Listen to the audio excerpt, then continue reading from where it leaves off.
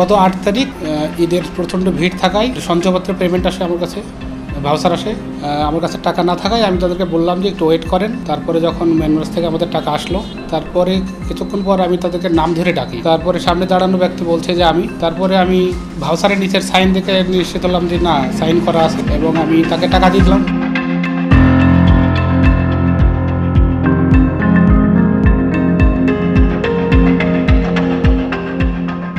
তার 10 থেকে 15 মিনিট পর আর এক ভদ্রলোক এসে বলছেন যে আমার টাকা দেন। টাকা বললাম যে কিসের টাকা? তো বলছে যে সঞ্চয়পত্রের।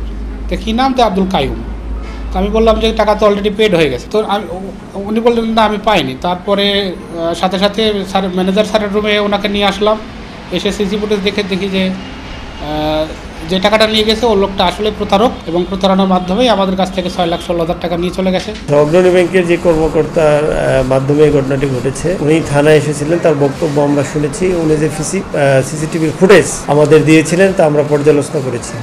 সেখানে দেখা যাচ্ছে যে যেই নিয়ম বা যেই প্রসিডিউর মেনটেন করে টাকাটা ক্যাশটা হ্যান্ড ওভার করার কথা, সেটা সেখানে হয় না। এবং সিসিটিভি ফুটেজে আমরা আরও দেখছি যে এখানে টোটাল ফাঁকা, যে খুব যে ভিড় বা সেই ভিড়ের মাঝে সে ভুল করছে, এরকম আমাদের কাছে প্রতীয়মান হয় নাই। আমি যখন ডাকলাম যে আব্দুল কাইয়ুম, তখন তিনি সামনে দাঁড়ানো, উনি বলছে যে আমি আব্দুল কাইয়ুম। যেহেতু সেদিন প্রচণ্ড ভিড় ছিল, তারপরে আব্দুল কাইয়ুম, তারপরে দেখলাম যে সাইন করা আছে, তারপরে আমি তাকে আসলে আব্দুল কাইয়ুম মনে করে টাকাটা দিয়ে দিলাম। কিন্তু পরে দেখা গেল যে এটা একটা প্রতারণার ঘটনা ঘটেছে।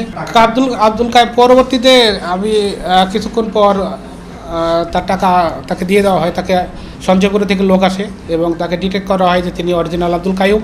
এরই প্রেক্ষিতে তাকে আবার তার টাকাটা দেওয়া হয়, এবং যেই টাকাটা প্রতারণা হয়েছে সেটা আমাদের ব্যাংক থেকে সমন্বয় করা হয়। চাপাই সদর মডেল থানায় আমরা ওসি স্যারের কাছে অভিযোগ জানাই।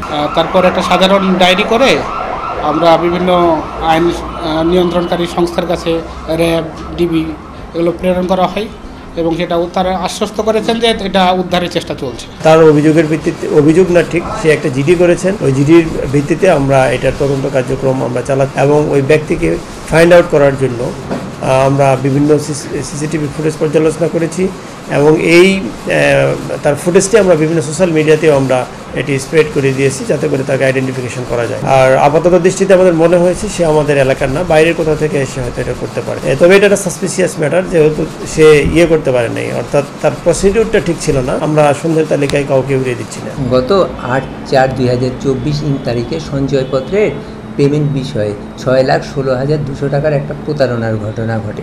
আমরা এই বিষয়ে সদর সংশ্লিষ্ট থানায় একটি জিডি করেছি। জিডির কপি সহ অন্যান্য ফুটেজ র্যাব অফিসকে সরবরাহ করা হয়েছে। আমরা এই ব্যাপারে সবার সহযোগিতায় আমরা প্রতারককে খুঁজে বের করার এবং টাকা আদায়ের চেষ্টা করছি।